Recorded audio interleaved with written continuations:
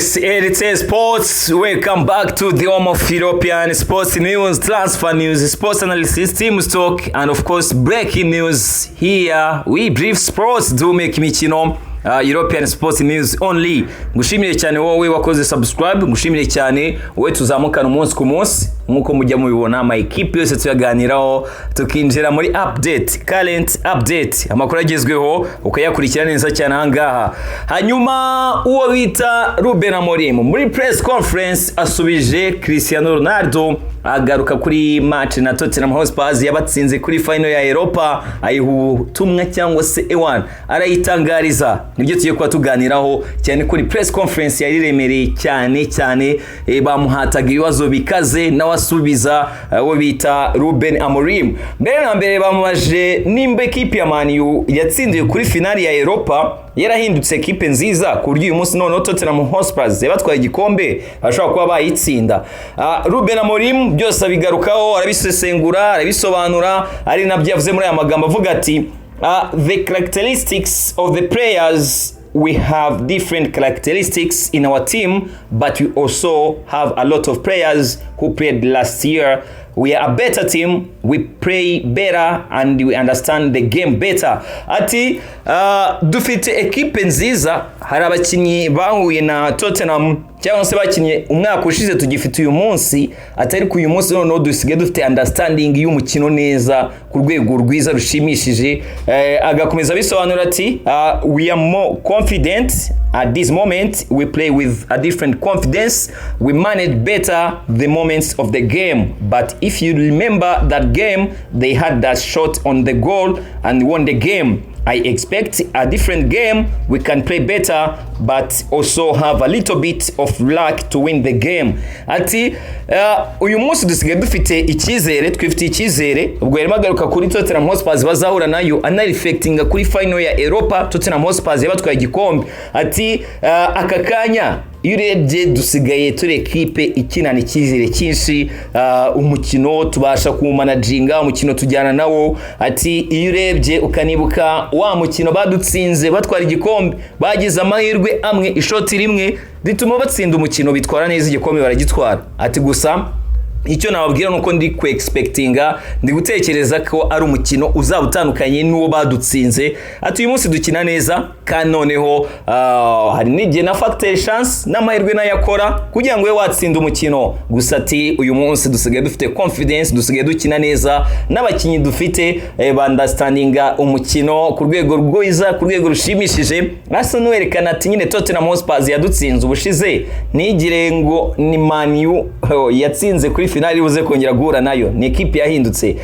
AMORIM agakomeza atubwira ati dufite icyizere, ati I think we are more confident, we believe more that we can win any game and we proved already that we can win any game. Ati twifite icyizere kandi ibyo ngibyo twarabigaragaje ko dushobora kuba twatsinda umukino uwo ari wo wose. Ibyo ngibyo byo twarabyerekanye ko umukino ari wo wose twawutsinda. The last game was tough on us, but because in some moments we were not the team we were supposed to be in every minute, and compare that game against Brighton, it was a different thing. Ati icyo nababwira cyo nanone nuko umukino heruka ntabwo wari umukino tworoheye na gato. Amagaruka kuri game banganyijemo na Nottingham Forest, ati ntabwo buri munota wose twari turi determine. Avuga ati ugereranyije na match twakinye kuri Brighton, umukino heruka tunganya na Nottingham Forest, ntabwo nyine ho twabashe kugira determination ihagije kuri buri munota kugira ngo tube twakwitwara neza cyane. Ati gusa nyine twaprovinze ko twatsinda umukino uwo ari wose. Hanyuma AMORIM akanagaruka akaba humble, akagaragaza ko nyine of course ari equipe igikeneye kugira ibyo improvingaho, kandi of course nibyo equipe yose niyo mpamvu ikora imyitozo igomba kugira byinshi cyane hindura. Avuga ati we cannot forget we have a lot to improve. Ntabwo twakwibagirwa ko hari ibyo tugomba kuba twahindura. We are more prepared for anything to happen in a game, but we also know that we have a lot to do and improve to win more those kind of games and consistently win. Nibyo turabizi neza ko hari bishobora kuba byaba mu mukino, tuba tugomba kwitegurira ibyo ngibyo nibyo natwe dukoraho cyane kugira ngo tubizamureho urwego.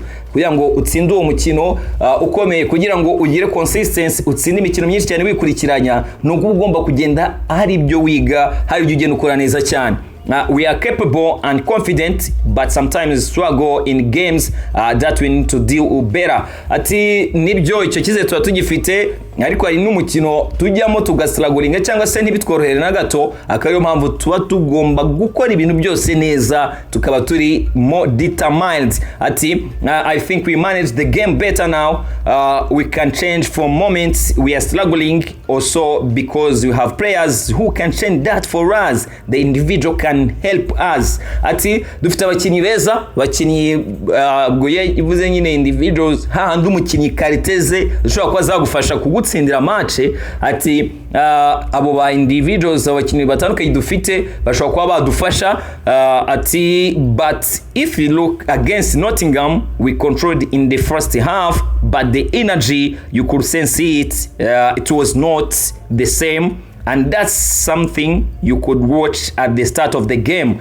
Ati kuri match ya Nottingham Forest ugasa nushaka nyine gusobanurira abantu uko byagenze. Ati gice cya mbere twari tumeze neza cyane, n'umukino twakontrolaga, twari dufite mu biganza. Ati gusa imbaraga twari dufite twanakoresheje ntabwo zari imbaraga nyine zidahinduka.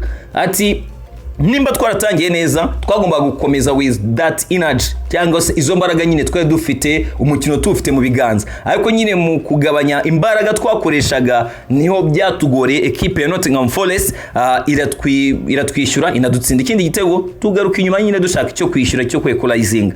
Ati rero kugira ngo umukino uwutsinde, ugomba gukoresha imbaraga ndetse iyo determination watangiranye, uko watangiye umukino akaba ari nako ukomeza. Ibi ngibi binajyana n'abantu bavuga bati ese equipe ya Manchester United ko ku mukino, kuri izo mikino cyangwa se iyo mikino ikomeye cyane, izo games, donc ya mikino abantu bavuga bati ese Man iri buze kwitwara gute imbere ya Liverpool, ese Man iri buze kwitwara gute imbere ya Chelsea, ese Man iri buze kwitwara gute imbere ya Arsenal. Donc big clubs Man yitwara neza kuko nyine iyo fighting spirit barayitangirana ndetse bakanayirangizanya match.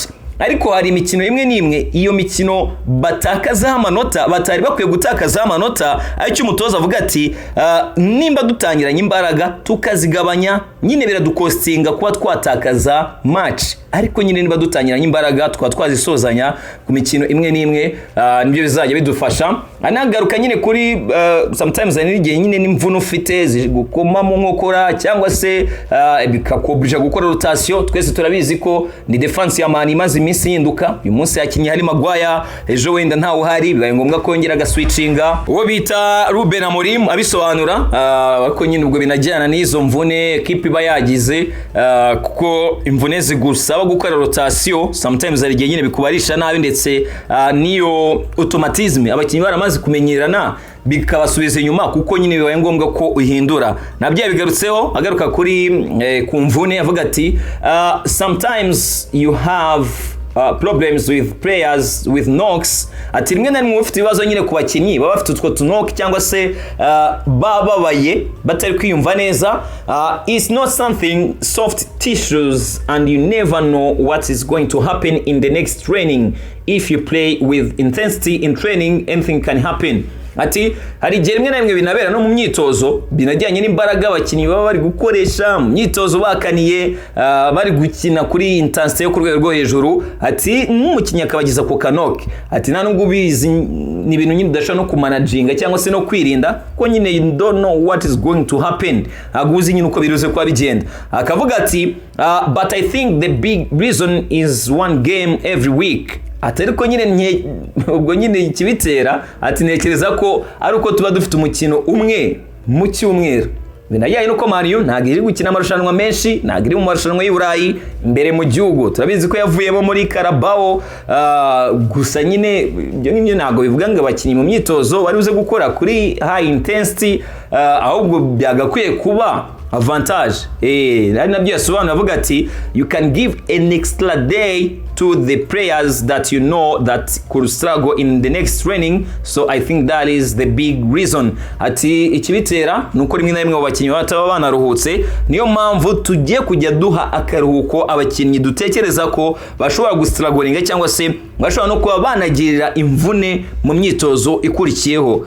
Ubwo bita Rubera muri masobanura ku kijyanye nyine n'imvune n'uburyo bwo kuzirinda. Twese turabizi ko hari abakinnyi bavunitse, turabizi ko bari buze kuba bagaruka. Twarimo tugaruka kuri Lisandro Martinez, Phil Jones wakiniye nawe equipe ya Man United arimo maguru muvuga mugaruka avuga ati numukinnyi mwiza ariko ACL ni imvune bitoroshye na gato ku buryo uwayigize kugira ngo azagaruke kuri top level bimusaba kitari gito.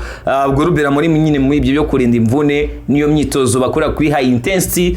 Akavuga ati ni ngombwa cyane kujya dutanga karuhuko ku bakinnyi dutekereza ko bashobora kuba bastragoringa. Hanyuma ikindi kintu gikomeye cyane twadressinga twanagarutseho nahanga kuri RC Sports, ne equipe ya Man ikina neza, ne equipe ya Man U karite ubona ko ifite abakinnyi beza bashobora kuba bagutsinda igitego anytime.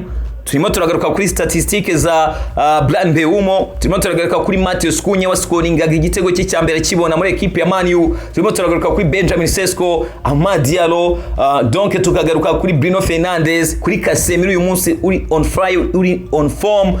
Bose bashobora kuba batsinda igitego. Ariko equipe ya Manchester United kimwe mu bintu biri kuyigora cyane nuko defenda. Donc natsinze ibitego bine ariko Brighton mbonyemo ibitego bibiri. Natsinze ibitego bitatu ariko equipe nka Burnley imbonyemo ibitego bibiri.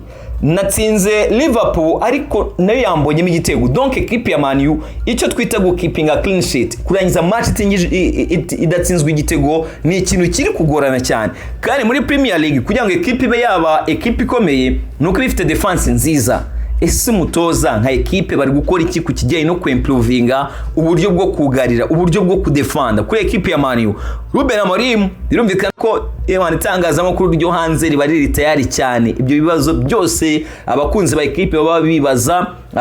Biba binagaragarira buri wese sometimes unakurikirana football. Niyo mpamvu European sports iba yoroshye cyane naryoshye cyane kuyireba kuyenjoyinga, byose bigaragara. Ahubwo abanyamakuru bibajije umutoza kaza kabisobanura, natwe niyo mpamvu duhita tubigarukaho ahangaha.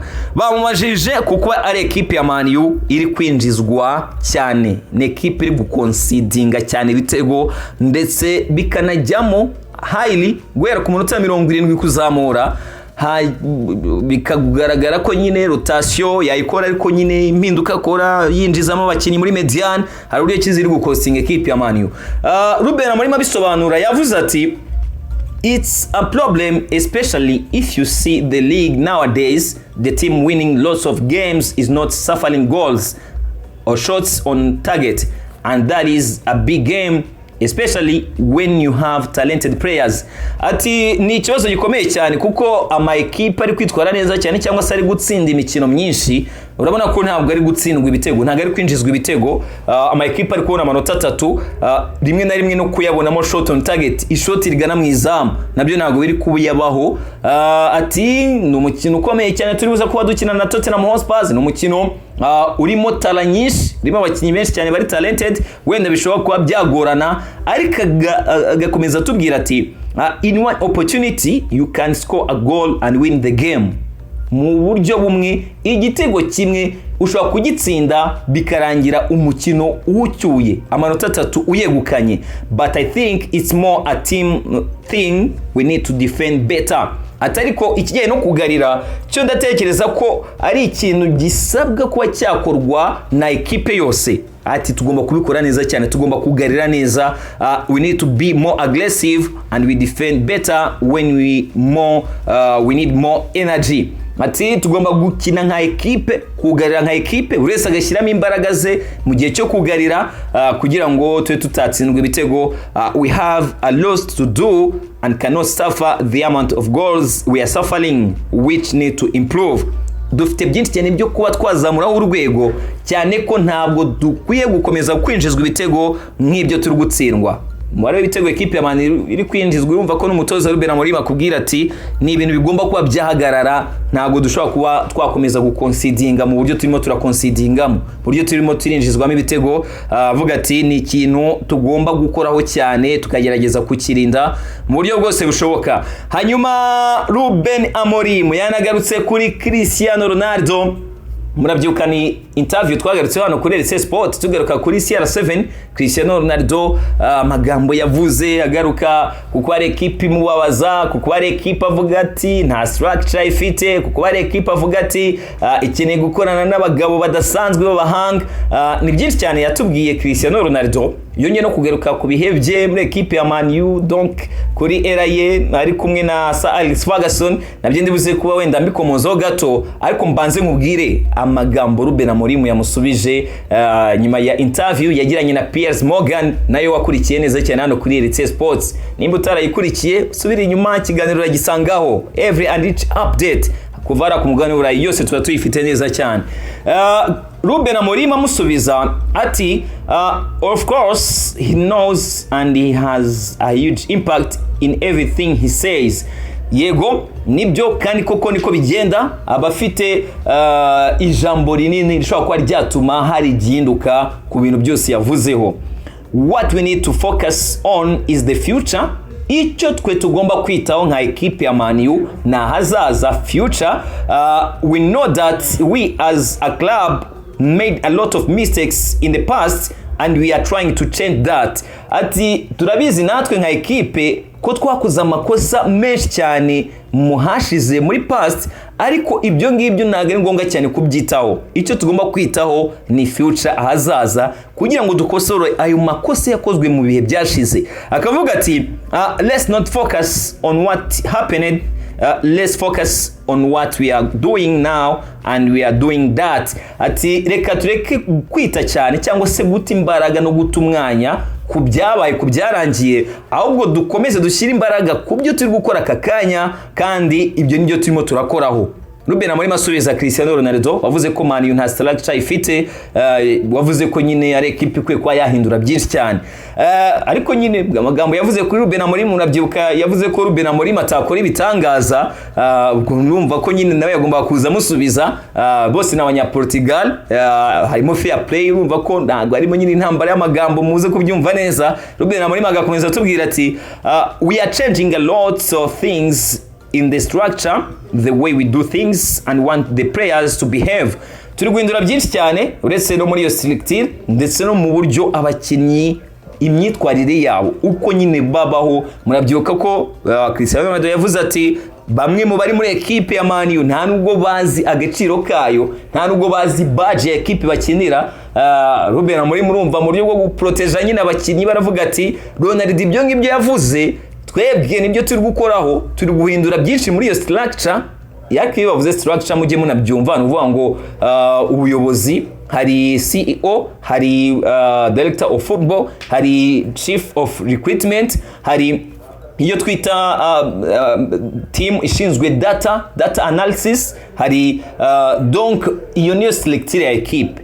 Ibyo ngibyo bikanajyana na interview Omar Berada yagarutse mu kiganiro Inside Carlington nacyo naguhaye nacyo nakumvishije byinshi cyane yavuzemo avuga ati uyu munsi imikorere yacu nimba tugiye gusinyisha umukinnyi haba njyewe Ruben Amorim Christopher Vivel director of recruitment ndetse na data team bose baraza tugahura kugira ngo twemeze umukinnyi tuzazana tuzasinyisha. Ari nabyo Ruben Amorim atubwira ati yego Ronaldo yavuze ko na selective equipe ya Man ifite atari ko twebwe hari ibyo twahinduye in the structure ariko noneho tukita cyane ku buryo abakinnyi ba behavinga. Ese umukinnyi wa Man U akwiye kwameza ate? Ni equipe ya Man U misi ishize yagiraga abakinnyi Paul Pogba niwe wabigarutseho ndetse na Nemanja Matic cyane niwe wabigarutseho yavuga ati hari igihe cyageze dushyiraho ibihano ku bakinnyi kubera ko bakirererwaga imyitozo. Avuga ati uwaciwe amafaranga inshuro nyinshi cyane ni Paul Pogba kandi bibutse Paul Pogba ubwo yazaga muri equipe ya Man yavuye muri equipe ya Juventus Dortmund muri 2016 icyo gihe yashyize agahigo k'umukinnyi uhenze ku isi aba record signing uwo bita Paul Pogba.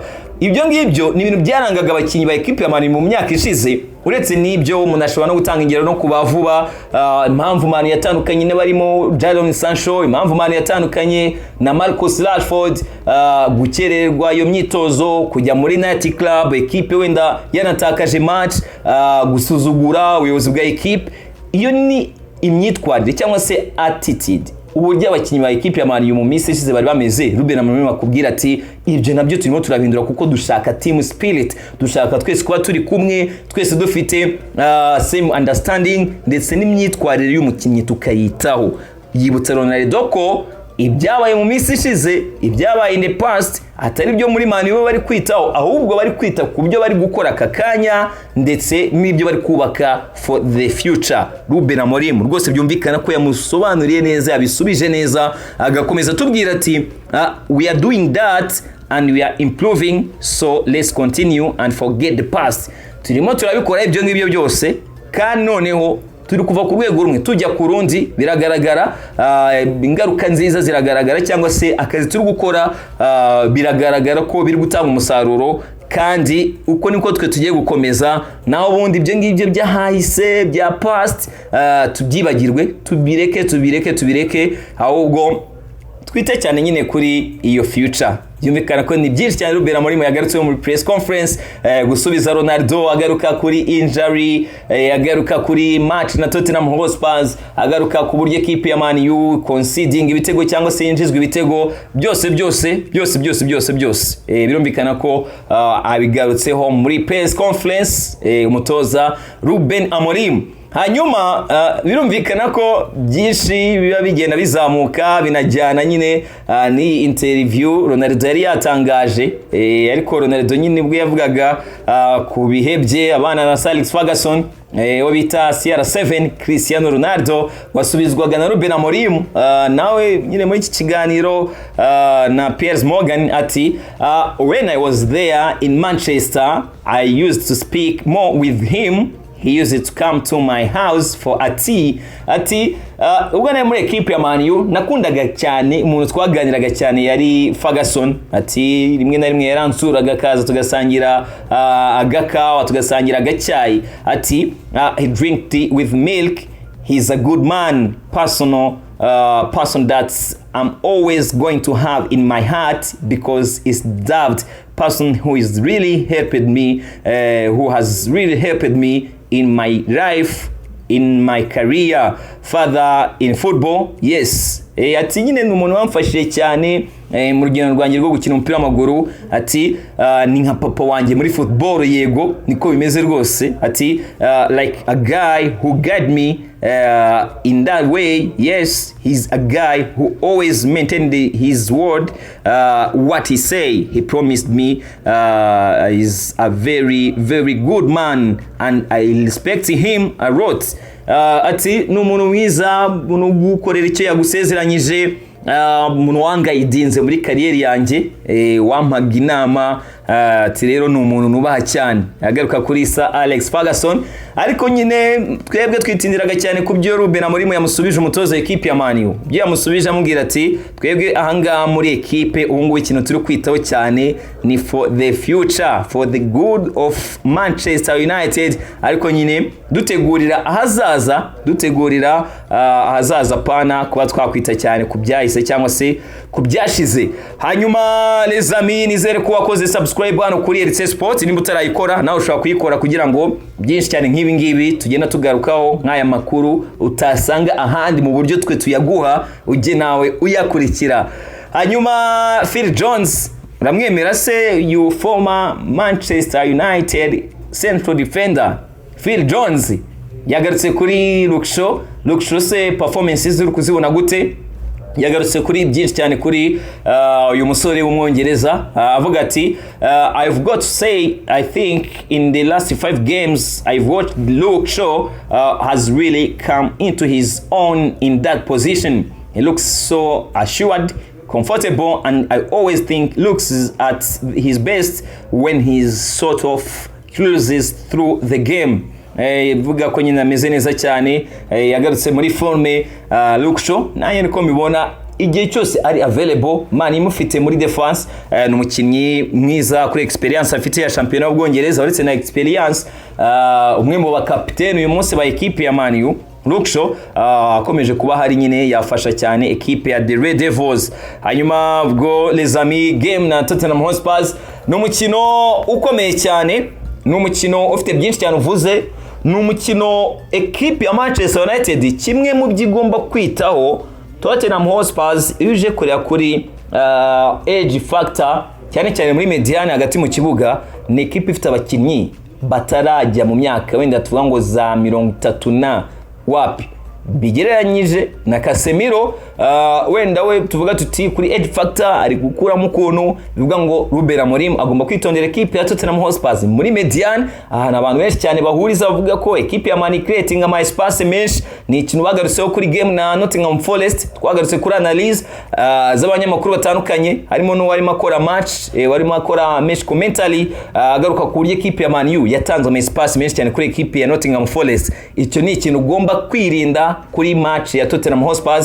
Equipe nziza ifite abakinnyi beza imbere, equipe yatangiye Premier League neza wenda igenda dropping forme, ariko equipe ifite umutoza mwiza nka Thomas Frank. Gusa kuri equipe ya Man ibyo kubakiraho ni byinshi.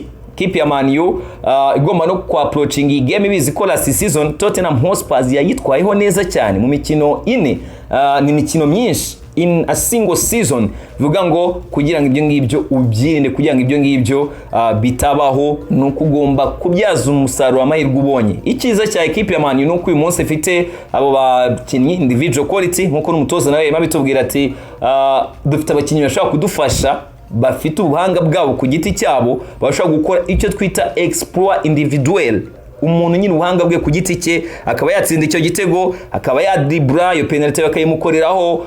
Equipe ya Man munsi turimo turagaruka kuri equipe ifite abakinnyi beza cyane kuri set pieces bashobora kuba batsindiye kufra, haba captain Bruno Fernandes. Donc equipe tuvuga tuti izamurye none uyu munsi riri pose, nibwo twarimo tugaruka kuko ari equipe conceding cyangwa se yinjizwe ibitego, ariko ubwoba bwabaga buhari mu minsi ishize. Izamu rya equipe ya Man ririmo Onana cyangwa se ririmo Altay Bayindil, uyu munsi ntabwo ariko bimeze kuri Petit Sene Lamens wanavuze ati nageze muri equipe mpita ntaruma defense. Icyo ni ikintu cya mbere umuzamu wasabwa, nibakinire kuri pressure, communication, improving uburyo baganira kuri action, bamenye ukuntu bavugana. Donc nimba ari cross amubwira ati umupira ureke ndi kubona ngomba kufata, nimba ari umwataka kubataka akababwira ati muhagarare gutya.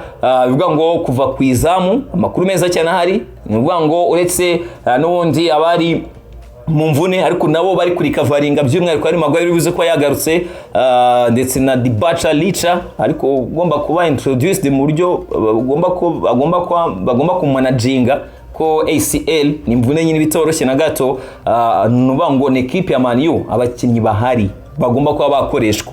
Bryan Mbeumo, Amad Diallo ni umukinnyi mwiza cyane wabitweretse, ugashyiraho n'abandi bapeti batandukanye. Amad Diallo we navugaga ati igitego nsinze Nottingham Forest sinahamya ko ari cyo cya sezo, nubwo abanyamakuru bavugaga bati ni igitego cya sezo, ariko haracyari kare cyane kandi hari n'ibindi bitego byagiye bitsindwa. Ubwo ibyo wabirekera nyine abantu bazatora. Gusa ni equipe ya Man U igomba kwirinda iminota gwera ku munota 70 ukuntu ikina, kuko Tottenham Hotspur ni equipe ifite abakinnyi bakiri bato ku buryo nyine ugeze nyuma ya determination umutoza yatubwiraga ukayibura byakugora cyane.